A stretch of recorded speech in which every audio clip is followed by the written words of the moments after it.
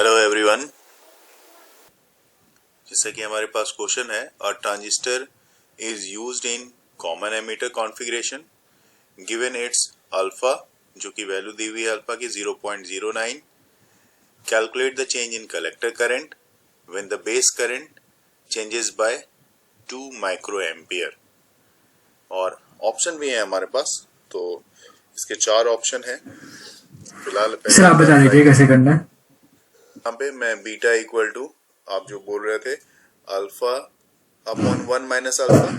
Sir तो sir alpha minus one नहीं होगा, नहीं, 1 1 माइनस माइनस अल्फा आ रहा होगा, आप चेक ठीक है करिए। सर। तो ये तो जो वो वैल्यू आएगा आएगी, 0.91, हाँ 0.09 डिवाइडेड बाई 0.91। बिल्कुल। तो ये 1 माइनस 0.9 कहने का मतलब 9 आ गया। 0.91 ना, ये देखो यहाँ पे, ये आप फिर 0.09 है ना, आपने तो क्वेश्चन में 0.09 गिवन है। अच्छा 0.09 यहाँ पे लिखा है मैंने ना। हाँ जी हाँ, ये यहाँ पे जो वैल्यू मैंने लिखी है ना, ये इनफैक्ट यहाँ पे 0.9 सिर्फ होना चाहिए था, इसलिए गड़बड़ा रहा हूँ। ठीक है 0.9 सर। अब करके देख, पूरा ही कर देता हूँ। अब ये ठीक है, ये 9 आ रहा है। हाँ सर 9 तो आ जाएगा, 0.1 आएगा ना फिर तो। 0.9 डिवाइडेड बाई 0.1 तो 9 आ जाएगा। हाँ जी ठीक है। और हाँ डेल्टा जी आईसी, डेल्टा आईसी की जो वैल्यू आएगी आपकी, वो आएगी बीटा इंटू डेल्टा आईबी। क्योंकि बीटा इक्वल टू क्या होता है, beta equal to delta IC by delta IB होता है। तो यहाँ पे डेल्टा आईसी अगर कहा जाए, क्योंकि कलेक्टर करंट की बात हम लोग कर रहे हैं, चेंज इन कलेक्टर करंट क्या हो रहा है, जबकि बेस करंट हमारे पास दिया हुआ है।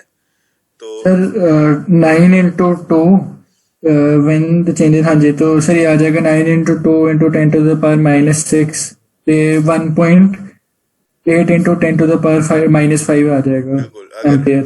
अगर हम डायरेक्ट रहने दें माइक्रो में, तो 18 हाँ जी माइक्रो एम्पियर का आंसर भी आ जाएगा। हाँ जी सर। तो इस वाले क्वेश्चन में कॉमन बेस कॉन्फ़िगरेशन मतलब बेस वाला जो पार्ट है वो अर्थेड रहा होगा, और आईसी जो है वो 1 मिली एम्पियर की है, अल्फा दिया हुआ है 0.95, और हमें सर हमने तो अभी तक बस कॉमन एमिटर किया है और कॉमन कलेक्टर किया है। बिल्कुल सही बात। लेकिन मैं आपको बता दूं कि इससे पहले कि आप इस क्वेश्चन को सॉल्व करो, आपके पास ये चीज बिल्कुल दिमाग में सेट होना चाहिए, फॉर्मूला सबके लिए, चाहे वो कॉमन एमिटर हो, कॉमन बेस हो, हाँ कॉमन जी कलेक्टर हो, फॉर्मूला सबके लिए आपके पास सेम अप्लाई होगा, उसमें कोई फॉर्मूले में कोई चेंजेस नहीं है। ठीक है सर। तो जैसे, कॉमन बेस जैसे आपने बताया था, हाँ तो सर उसमें फॉर्मूला तो बस हमने इतना लिखा था कि R naught equals to del of change in ये C B divided by I C. हाँ, जिस तरह से ऊपर वाले में जिसको आप यहाँ पे आपने बीटा निकाला है ना, हाँ जी यहाँ पे भी आप बीटा निकाल सकते हो ना। हाँ जी सर। बीटा इक्वल टू आप वही फॉर्मूला लिखोगे, अल्फा बाय 1 माइनस अल्फा। हाँ जी सर। तो ये देखो 0.95 अपॉन में 1 माइनस 0.95 आएगा। 0.05। हाँ, तो आप सॉल्व करके देखो, लगभग 19 आ जाएगा इसका। हाँ जी 19 एग्जैक्ट आ गया। ठीक है। अब यहां से देखो, आप ये वाला फॉर्मूला देखो फिर से। अब यहाँ पे क्या करना है, मैं आई बी यूज कर रहा हूं। हाँ जी आई बी इक्वल टू पता है क्या आएगा, I B equal to I C by beta आ गया। ठीक तो है सर। ये 1 मिली एम्पियर है आईसी, हाँ जी और बीटा हमने कितना निकाला, 19 का। 19। तो जब आप सॉल्व करोगे तो आपके पास लगभग 0.05 मिली एम्पियर की वैल्यू आएगी। 0.05 मिली एम्पियर। जब भी हम बात करते हैं कि ट्रांजिस्टर एज ए स्विच के बारे में, तो पूछा जाता है कि क्या यूज है ट्रांजिस्टर एज ए स्विच का। तो इसलिए मैंने यहाँ पे ट्रांजिस्टर एज ए स्विच लिखने के बाद यहाँ पे इसके यूज के बारे में बताने की कोशिश की है। देखिए, ट्रांजिस्टर एज ए स्विच में digital devices like computers performs millions of switching operation every day। तो मतलब कंप्यूटर आपके लैपटॉप में है ही, इतने सारे जो चीज स्विचेस हैं उसका आप यूटिलाइज करते ही हो। और transistor have many advantages over other electrically operated devices, switches. जैसे कि मैंने आपके साथ एक बार डिस्कस भी किया था कि आपने जब रोबोट बनाया होगा, जिस समय रोबोटिक आप प्रोजेक्ट पे काम कर रहे थे, तो आपने क्या किया था वहां पे? आपने एक रोबोटिक प्रोजेक्ट को अपने कंप्यूटर से कमांड दिया होगा, है ना? तो कंप्यूटर से अटैच करके उसमें कमांड फिल करते हो, उसी कमांड को वो फॉलो करता है। तो उसी तरह से और भी चीजें हैं, जैसे जो भी 3D मशीन के बनाने की बात करता हूं मैं, या फिर आप ड्रोन बनाने की बात करते हो, तो उसको एक कमांड, स्पेशल टाइप की कमांड दी जाती है और वो कमांड आप अपने लैपटॉप से, अपने सिस्टम से देते हो। तो यहाँ पे इसका जो यूज होता है, स्विच एज ए स्विच जो ऑपरेट होता है, वो एज ए रिले में यूज होता है और रीड स्विचेज में भी इसका यूज होता है। जैसे बहुत सारे ट्रांजिस्टर, बहुत छोटे छोटे जो उसमें चिप लगे होते हैं, उसके लिए इसका इस्तेमाल किया जाता है ना? तो इस सब में बहुत सारी ऐसी चीजें हैं जहाँ पे कि हम लोग इसको डिजाइन करने में, और ये लॉन्ग लाइफ भी होता है, बहुत लंबे समय तक ये चलता है। तो 3 तरह के ट्रांजिस्टर यहाँ पे आपको पता है तो है ही। तो यहाँ पे जो हम ट्रांजिस्टर की बात कर रहे हैं, यहाँ पे आपको देखो, यहाँ पे एक मैंने पहले से ही जो आपका एनसीईआरटी में जो डिवाइस है, वो डिवाइस यहाँ पे लगा हुआ है, उसके बारे में मैं यहाँ पे बात कर रहा हूँ। ये देख सकते हो, एनसीईआरटी का बुक ही है एक तरह का ये यहाँ पे। तो सबसे पहले यहाँ पे क्या आ रहा है हमारे पास कि ट्रांजिस्टर एज ए डिवाइस। तो जैसे मैंने बताया कि can be used as a device application depending on configuration. यह कॉन्फ़िगरेशन कॉमन बेस का भी हो सकता है, कॉमन कलेक्टर का भी हो सकता है और कॉमन एमीटर का भी हो सकता है।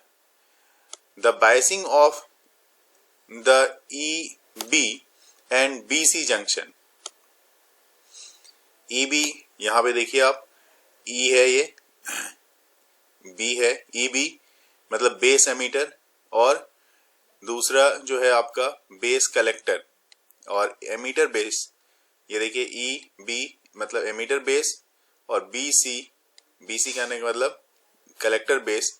इसकी जो बायसिंग होती है and the operation region namely cut off region. यहाँ पे जब इसका ऑपरेट करते हैं तो हमारे पास एक कट ऑफ, एक एक्टिव और एक सैचुरेशन रीजन, 3 तरह के रीजन हमें यहाँ पे मिलते हैं और इसी रीजन पे हम लोग यहाँ पे काम करते हैं। हमेशा की तरह जैसे हमने अपने पिछले वाले डिवाइस में देखा था, उसी तरह से इस डिवाइस में भी इसके लेफ्ट साइड का जो पार्ट होता है, मतलब जो मैं इस तरफ की बात कर रहा हूँ, ये वाला फॉरवर्ड बायस में होता है, और राइट साइड का जो पार्ट होता है इस तरफ का, जिसको हम आउटपुट ले रहे हैं, वो हमारा हमेशा रिवर्स बायस में होता है। ये एमीटर के पार्ट को हमने अर्थ हिट कर रखा है। तो ये हो गया आपका कॉमन एमीटर। अगर मैंने एमीटर को नहीं करके बेस को अर्थ किया रहता, बाकी ऊपर का कनेक्शन बाकी सब ऐसे ही रहता, तो वो होता है कॉमन बेस। और अगर मैंने कलेक्टर को कनेक्ट किया होता अर्थ से, तो वो हो जाता हमारा common collector. That means there are 3 types of transistor switching. Last वाले में मैंने डिस्कस किया था आपके साथ कि ये एनपीएन ट्रांजिस्टर है ना? और एनपीएन ट्रांजिस्टर मैंने बताया था ये वाला जो पार्ट है। जी सर। तो एनपीएन ट्रांजिस्टर में ये वाला, जैसे यहाँ पे आप देखो, ये बैटरी का प्लस है और ये भी प्लस है, मतलब बेस जो है प्लस है। तो ये वाला पार्ट एन है, ये पी है और ये एन है। यही चीज मैंने डिस्कस किया हुआ था। तो मैंने कहा था कि देखो जी, यहाँ से ये बैटरी का प्लस अगर आपके जंक्शन के पी से कनेक्ट होता है, और माइनस वाला जो है बैटरी के एन से कनेक्ट होता है, तो नेचुरल सी बात है ये आपका फॉरवर्ड बायस, जैसा कि पहले वाले में डायग्राम में भी मैंने डिस्कस किया था। आपको अगर याद है पहला वाला डायग्राम तो ठीक है, या तो आप एक बार मैं दिखाऊं आपको। ये देखिए बिल्कुल नहीं सर, रिपीट कर दीजिए। ये यही डायग्राम था हमारा लास्ट वाला। हाँ जी। और ये एन पी और एन, जिसमें हमने दिखाया था कि ये देखो प्लस वाला जो है आके इस तरह से कनेक्ट हो रहा है जी सर। और एनपीएन का यहाँ पे भी ड्रॉ करके मैंने दिखा दिया था। तो सेम प्रॉपर्टी, जैसे ये फॉरवर्ड बायस लेफ्ट साइड में हमारे पास, और राइट साइड में हमारे पास रिवर्स बायस। जी सर। तो यहाँ पे भी कुछ नहीं, वही सेम चीज है, इसलिए मैंने इसको रखा हुआ था आपके लिए। तो यहाँ पे आप देखो, इसका मतलब ये वाला फॉरवर्ड बायस और इसके दूसरी साइड का ये जो पार्ट है हमारा रिवर्स वो बायस की रिवर्स तरह है। ट्रीट जी करेगा। सर। ठीक है सर। तो ये तो अब हमारे लिए क्लियर हो गया। Yes sir. तो अब हम यहाँ पे देखना है कि इसमें मैं अप्लाई करना चाहता हूँ किरचॉफ्स लॉ को, applying okay sir. Kirchhoff's rule दोनों के लिए। मतलब ये वाला पार्ट आपका तो इनपुट है ना, सर केसीएल या केवीएल? केवीएल। ठीक है, वो लूप वाला। हाँ, तो एक इनपुट में भी अप्लाई करना है और आपको आउटपुट में भी इसको अप्लाई करना है। ठीक है, तो इनपुट और आउटपुट में दोनों ही केस में हम यहाँ पे अप्लाई करेंगे और यहीं पे डायग्राम के साथ ही रखते हुए, डायग्राम को साथ देखते हुए अप्लाई करेंगे तो ज्यादा क्लियर होगा हमारे पास। तो देखिए करते हैं। जैसे ये देखो आप VBB, तो आप इसको ऐसा लिख सकते हो ना कि VBB this one is equal to IBRB, मतलब ये जो बेस से होके करंट जाएगा IB और रेजिस्टेंस इसका RB। तो इसको आप लिख सकते हो IB RB प्लस VBE। देखो जरा, इस लॉ को फॉलो करते हुए ऐसा लिख सकते हैं ना हम लोग, VBB इक्वल टू IBRB और यहां से यहां तक का जो है, ये जो मैंने एक्स्ट्रा दिखाया है यहां से यहां तक, ये VBE है। मतलब इसका मतलब वोल्ट मीटर लगा रखा होगा बेस और एमीटर के बीच का आप। तो सर उसका गिनते हैं हम लोग किरचॉफ्स लॉ में? हाँ, वोल्ट मीटर नहीं, यहाँ पे हमें क्या करना है, तो वोल्ट मीटर हमारा कुछ ना कुछ तो उसकी भी रीडिंग आएगी ना। तो सर हमने बेस से कनेक्ट किया ना? हाँ, बेस से। ये एक्चुअल में आप यहाँ से कनेक्ट करो, यहाँ से नहीं करेंगे कनेक्ट, यहाँ पे तो मैं दिखाना चाह रहा था, तो वहां से कनेक्ट नहीं करके आप, मैं दिखाता हूँ। आप वोल्ट मीटर जो है इसके पैरेलल में ही जब भी लगेगा तो पैरेलल में लगेगा, ये तो कोई डाउट नहीं है इसमें। सर वोल्ट मीटर तो पैरेलल, हाँ जी। तो ये यहाँ पे आप ले लो एक पॉइंट और एक पॉइंट यहाँ पे ले लो, दोनों पॉइंट को यहाँ पे बीच में आप VBE लगा दो, ताकि ये बेस और एमीटर, क्योंकि इधर जो है वो एमीटर का जंक्शन पॉइंट होगा और इधर जो है ये बेस का पॉइंट आया हुआ है, तो बेस और एमीटर के बीच का पोटेंशियल को ये मेजर कर ले। ठीक है, हाँ जी sir.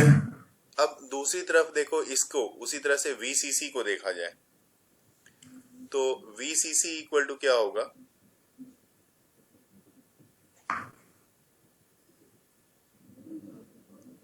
This one is equal to ICRC।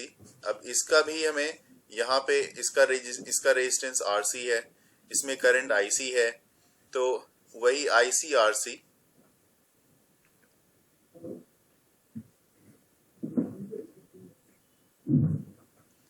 और प्लस में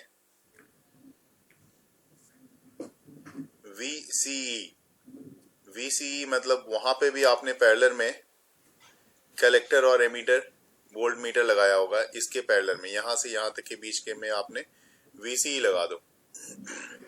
ठीक है सर, ये डायग्राम वापस बना लेता हूँ। हाँ जी, तो ये किरचॉफ्स लॉ बन गया हमारा।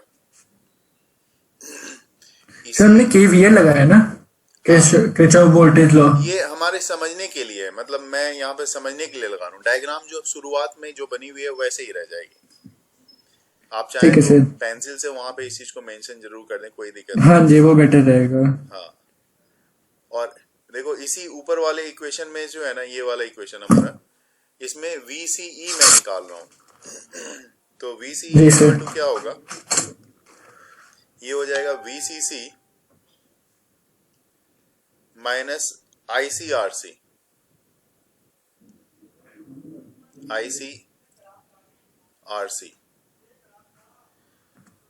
और थोड़ा सा मैं डायग्राम को और स्क्रॉल करूंगा इस तरफ, क्योंकि मैं चाहूंगा कि इसी में यहाँ पे हमारा एक काम और हो जाए। वो काम क्या है?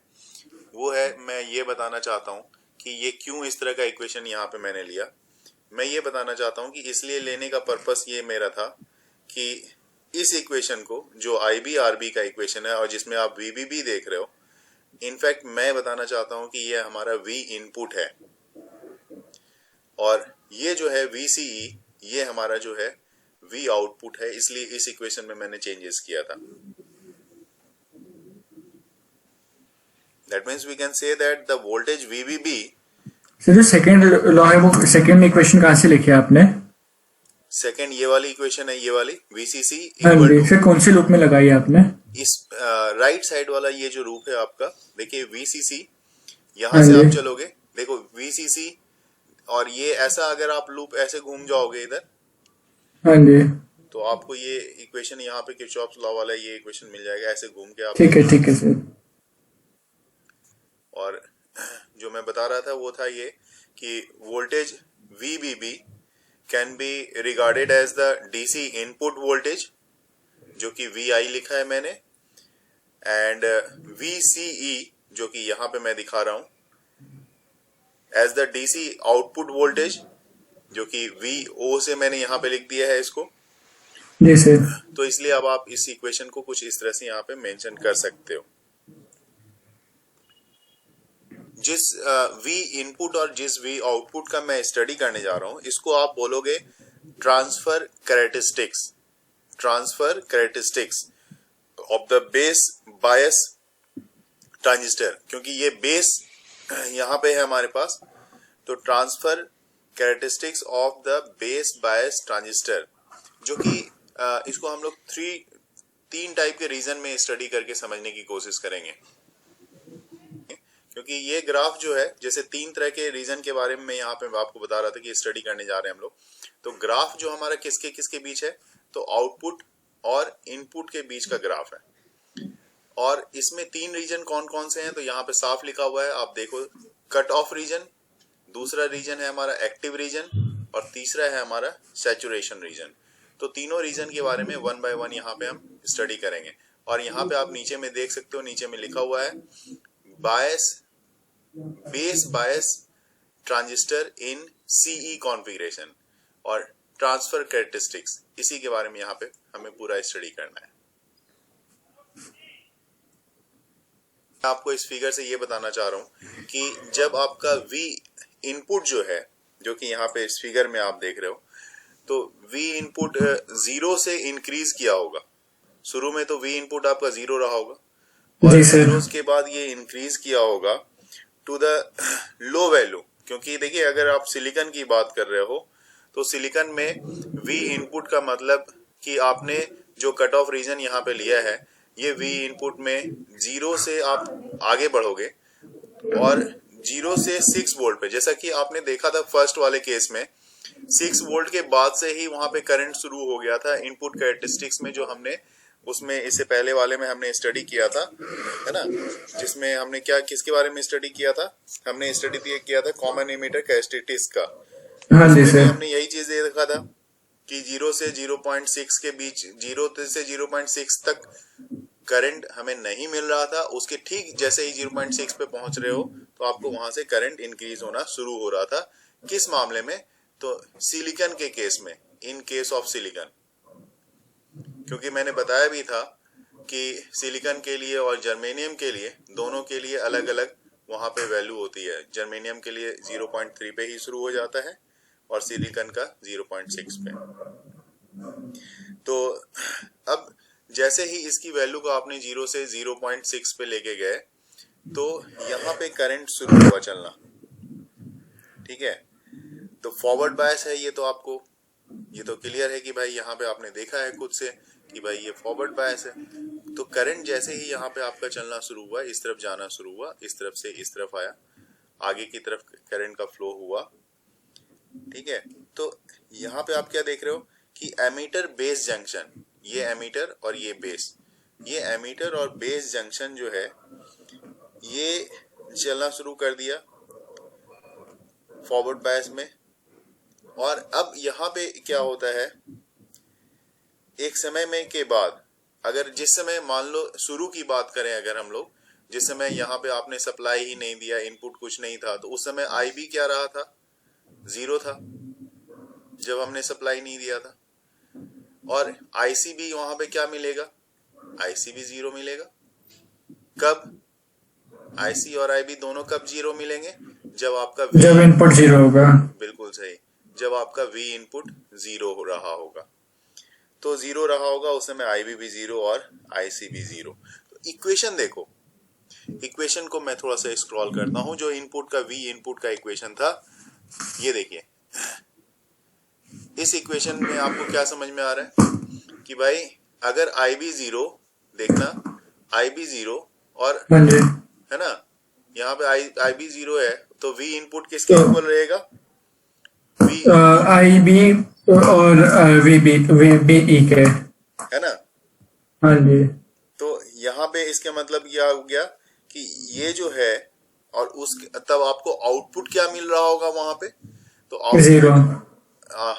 हाँ, क्योंकि यहाँ पे देखिए, क्योंकि आउटपुट के लिए आपने अभी क्या बोला, यहाँ पे देखो आपने बोला IC भी 0 हो जाएगा। हाँ जी, यहाँ पे मैंने देखा तो या IB भी 0 है और IC भी 0 होगा। इसको यहाँ पे ये वाला पार्ट IC है, IC भी 0 होगा, क्योंकि इनपुट ही नहीं दे रहे, तो यहाँ पे आउटपुट का मतलब नहीं है। जब IC 0 होगा तो V आउटपुट किसके इक्वल हो जाएगा, V आउटपुट VCC के इक्वल हो जाएगा, है ना। V आउटपुट किसके इक्वल होगा, VCC के इक्वल हो जाएगा। क्लियर सी बात है। अब मैं यहाँ पे आपको ये कह रहा हूं कि जिस समय में V इनपुट 0 रहा होगा, जी सर, V इनपुट आपका जिस समय में 0 रहा होगा, उस समय करंट यहां से कुछ नहीं गया होगा, IB 0 हाँ रहा जी, होगा। IB 0 होगा। और IB 0 रहा होगा तो ऑब्वियस सी बात है, न करंट अगर इधर जाएगा न इधर भी जाएगा, है ना, कहीं नहीं जाएगा, तो IC का भी करंट उस समय 0 रहेगा हमारा। ठीक है सर। ठीक है। और कब तक ये 0 रहता है, तो 0 से 6 वोल्ट तक, 0 से 6 वोल्ट तक, हाँ जी, 0 से 0.6 वोल्ट तक। ठीक हाँ जी। है। इसको देखेंगे कि इनपुट कैरेक्टरिस्टिक्स में जाके देखते हैं। तो सर VI 0 अपने प्रीवियस वाले क्लास में हमने स्टडी किया था, और उससे यहाँ पे आपने देखा था, देखो 0.6 के बाद, देख रहे हो ना, इंक्रीज होता है। 0.6 के बाद करंट इसमें इंक्रीज हो रहा है। उससे पहले कोई करंट था क्या इसमें, नहीं सर, नहीं था। तो इसका मतलब सिलिकॉन का ही, ये ग्राफ मैंने यहाँ पे लिखा भी है, देखो यहाँ पे फॉर सिलिकॉन, हाँ जी, तो सिलिकॉन का ही ग्राफ मैंने ड्रॉ किया था। इसको मतलब 0 से 0.6 तक कोई करंट इसमें नहीं था, कोई करंट नहीं था। तो यहाँ पे क्या कहने का मतलब, देखो करंट किस में भी नहीं है, तो यहाँ पे IB में करंट नहीं है, ग्राफ से दिख रहा है हमारा, हाँ जी सर, IB में करंट नहीं है। उस ग्राफ से देख के हमें पता लग रहा है कि इसका मतलब 0 से 0.6 तक हमारे पास कोई करंट का फ्लो नहीं था, IB में कोई करंट नहीं था, और IB में कोई करंट नहीं था। इस कारण से इससे रिलेटेड न इसमें कोई करंट होगा, न IC में कोई करंट होगा। ठीक है। और जब इसमें किसी में करंट नहीं होगा, तो ऐसे केस में the transistor is said to be in cut off region. Cut off region for equation 1, ये इक्वेशन 1 की बात करें, अगर मैं बोलूं कि ये हमारा V इनपुट है, इक्वेशन 1 है, तो यहाँ पे अगर आपका करंट 0 हो रहा है ना, तो ये इक्वेशन को भी आप देखो, इक्वेशन इसको 2 मान लो आप, तो इक्वेशन 2 में आप क्या देखोगे, अगर IC 0 है, IC आपका 0 है, तो इक्वेशन 2 से क्या होगा, V आउटपुट इक्वल टू किसके होगा, VCC के इक्वल होगा।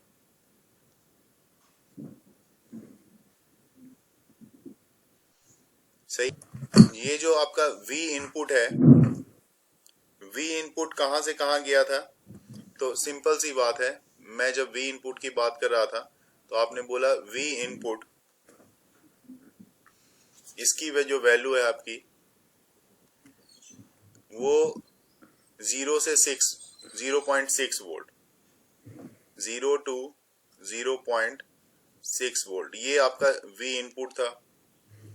इस केस में आपने क्या देखा, तो सबसे पहली बात कि वो जो एमीटर बेस जंक्शन है वो फॉरवर्ड बायस था। एमीटर बेस ये जो था पार्ट आपका फॉरवर्ड बायस का था। 2 पॉइंट हमने देखा। तीसरा पॉइंट हमने क्या देखा कि IB यहाँ पे 0 था, IB 0 है, और साथ ही साथ हमने क्या देखा, IC भी 0 है। ठीक है, IB भी 0, IC भी 0, और ऐसे केस में क्या बोलेंगे, ट्रांजिस्टर कट ऑफ रीजन में है, क्योंकि यहाँ पे एक चौथा इस सब को मिला के जब आपने IC को 0 किया था तो IC 0 करने पे आपको V आउटपुट जो आ रहा था वो VCC के इक्वल आ रहा था।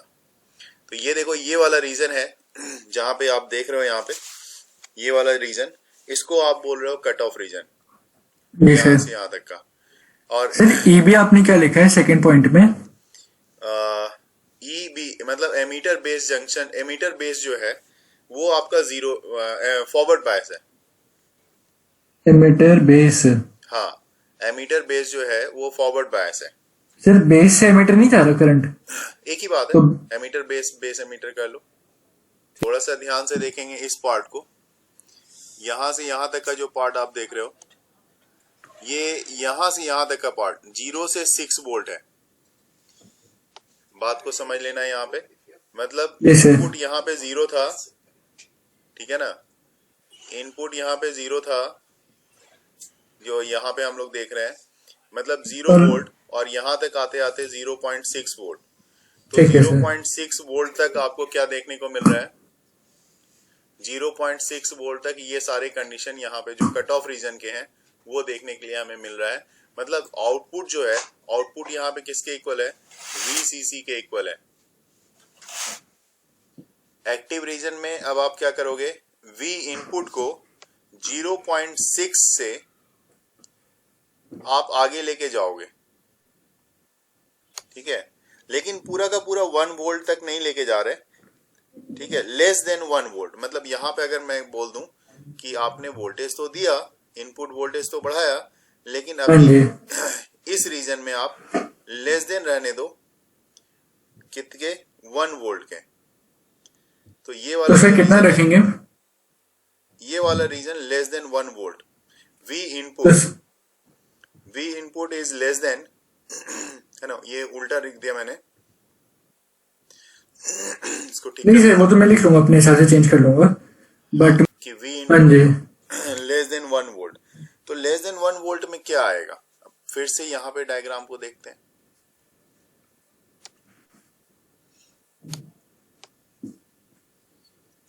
यहाँ पे डायग्राम को देख लिया हमने। इसका मतलब देखो अब क्या होगा, करंट तो ऑब्वियस ही बात है, जो आपकी यहाँ पे करंट है IC, ये जो देख रहे हो IC इंक्रीज करेगी, हाँ जी। ठीक है, तो IC इंक्रीज करेगी, ऑलमोस्ट लीनियरली इंक्रीज करेगी, और उस कारण से क्या होगा, V आउटपुट जो है ना आपका, यहाँ पे जो हाँ जी। V आउटपुट लिखा है, V आउटपुट आपका डिक्रीज हो जाएगा। पूछोगे कैसे इंक्रीज होगा, तो देखो अगर यहाँ पे इस डायग्राम में देखोगे तो आपको समझ में आएगा। अगर IC आपका इंक्रीज होता है जी सर। तो IC इंक्रीज होगा तो इस VCC में तो बहुत कुछ ज्यादा ही चीज इसमें माइनस करना पड़ेगा। हाँ जी। तो वैसे केस में आउटपुट तो यहाँ पे क्या होगा, डिक्रीज ही होगा, आउटपुट डिक्रीज हो जाएगा। तो बिल्कुल सही बात। तो IC के इंक्रीज होने से आउटपुट जो होगा वो डिक्रीज होगा। VI को इंक्रीज करना है, मैंने देख ही लिया वहां पे कि हमें 0.6 से आगे आप चलोगे, जैसा कि लास्ट टाइम 0.6 तक गए थे कट ऑफ में, हाँ इस बार जी। 0.6 से आगे चलेंगे, और लेस देन रहेगा हमारा VI इनपुट का 1 वोल्ट से कम रहेगा। तो V इनपुट इस बार VI से इंक्रीज किया, लेकिन लेस देन रहेगा 1 वोल्ट, पहला पॉइंट। दूसरे पॉइंट में आप देखोगे यहाँ पे कि ऑब्वियस सी बात है कि ये जो एमीटर बेस है इस बार ये फॉरवर्ड बायस रहेगा, इसमें कोई डाउट नहीं है, और फॉरवर्ड बायस रहेगा, साथ ही साथ यहाँ पे आपको करंट भी मिलेगा, है ना, बेस करंट जो है IB पे हमें करंट मिलेगा, साथ ही साथ IC पे भी करंट मिलेगा। तो जी सर। ऐसे केस में क्या होगा, IC RC जो हमारा इक्वेशन है वहां पे, वो इक्वेशन को भी मैं दिखाऊंगा। आईसीआरसी की भी जो वैल्यू होगी वो इंक्रीज करेगी, क्योंकि आईसी की भी वैल्यू इंक्रीज कर रही है, तो हाँ जी, तब जाके आपका वी आउटपुट, लेकिन यहाँ पे तब क्या होगा, वी आउटपुट जो है, जैसा कि मैंने इक्वेशन को देखा था, तो वी आउटपुट आपका डिक्रीज करेगा। तो इसका मतलब क्लियर सी बात है कि अगर वी आई आपका इंक्रीज होता है, वी आई इंक्रीज होता है, तो आईसी इंक्रीज हो रहा है, और आईसी इंक्रीज हो रहा है तो आउटपुट जो है वो डिक्रीज कर रहा है ना। कब, और ये जो रीजन आएगा ये थोड़ा सा लीनियरली होगा, लीनियर रीजन होगा, लीनियर होगा। तो देखिए यहां से यहां तक ग्राफ में आप देखो, एक लीनियर रीजन यहां से यहां तक आपको देखने को मिल रहा है, जहां पे कि input zero, input less than 1 की बात हम कर रहे हैं। तो ये जो रीजन आ रहा है आपका, ये वाला पार्ट एक्टिव रीजन में आ भी रहा है। ठीक है सर। अब सैचुरेशन रीजन में साफ सी बात यहाँ पे पता लग रहा है कि वी इनपुट की वैल्यू को आपको और बढ़ाना पड़ेगा। हाँ जी, 1 वोल्ट हो जाएगी। हाँ, तो 1 वोल्ट से भी ज्यादा जा सकते हैं, कोई दिक्कत नहीं, लेकिन स्टार्टिंग तो 1 वोल्ट कम से कम करेंगे ही करेंगे। तो जी सर। वी इनपुट जो है आपको यहाँ पे और ज्यादा बढ़ेगा, मतलब कह सकते हैं कि हम लोग वी इनपुट हाई हो जाएगा,